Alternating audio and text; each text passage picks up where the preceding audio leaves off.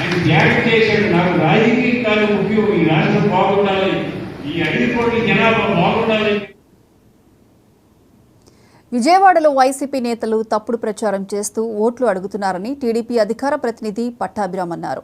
విజయవాడ నగరంలో 70% అభివృద్ధి పనులు చేసింది గద్దె రామ్మోహన్ మాత్రమేనని ఆయన చెప్పుకొచ్చారు. వైసీపీ నేతలు ఆ అభివృద్ధి అంతా తామే చేశామని ఎలా అబద్ధాలు ప్రచారం చేస్తున్నారో అర్థం కావడం లేదని అన్నారు.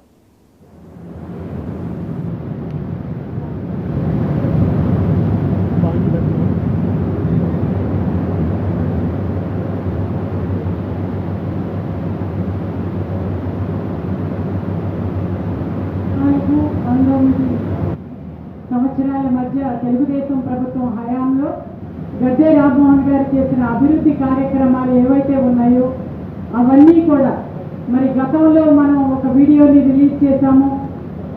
ఏదైతే మన ప్రత్యర్థి ఎవరైతే ఉన్నారో వైసీపీ మరి ఈ రోజున ఇక్కడ అభ్యర్థిగా దేవినేని అవినాష్ గారు మరి ఇప్పుడే పట్టాభి గారు వివరించడం జరిగింది. ఎన్ని అవాస్తవాలు మరి మాట్లాడుతూ ఉన్నారో మరి వాటికి సాక్ష్యాధారాలతో మనం నిరూపిస్తూ ఈ రోజున సవాలు చేస్తూ మరి మొదటి వీడియో కృష్ణానది రిటైనింగ్ వాళ్ళ నిర్మాణం ఏ విధంగా జరిగిందో సాక్ష్యాలతో నిరూపణ జరిగింది.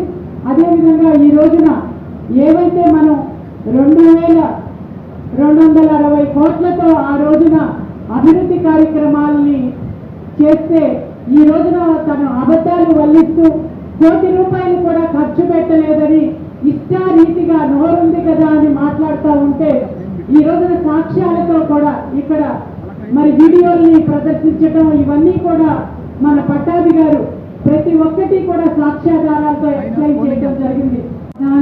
ఈరోజు మరి పట్టాభి గారు చెప్తా ఉంటే ఆశ్చర్యంగా ఉంది. 600 కోట్ల అబద్ధాలు ఎక్కడ, 2,200 కోట్ల నిజాలు ఎక్కడ, ఈ ప్రజలందరూ కూడా చూస్తూ ఉన్నారు. అభివృద్ధి చేసామంటూ అన్ని అబద్ధాలు చెప్తూ కళ్ళబొల్లి మాటలతో భయభ్రాంతులు గురి చేస్తున్న దేవినేని అవినాష్ని ఓడించడానికి తూర్పు నియోజకవర్గ ప్రజలందరూ కూడా రెడీగా ఉన్నారు. గద్దె రామ్మోహన్ రావు గారు గత 15 సంవత్సరాలుగా తూర్పు నియోజకవర్గంలో కులాలకి మతాలకి పార్టీలకు అతీతంగా కూడా ఎంతో మందికి సొంత డబ్బులు ఇచ్చి సేవ చేసినటువంటి వ్యక్తి గద్దె రామ్మోహన్ రావు గారు. మరి 2014లో మరి 2,200 కోట్లతో సంక్షేమ పథకాలు కానివ్వండి, అభివృద్ధి కానివ్వండి, ఈ ప్రాంతంలో అభివృద్ధి అయినా, రోడ్లు వేసిన, డ్రైనేజ్ వ్యవస్థను చేసిన, కొండ ప్రాంతంలో వాటర్ సప్లై చేసినటువంటి అయినటువంటి గద్దె రామ్మోహన్ రావు గారి గురించి అందరికీ తెలుసు. ఈ దేవినేని అవినాష్ గారు మరి ఆ రోజు 2014లో గద్దె గారు అంటూ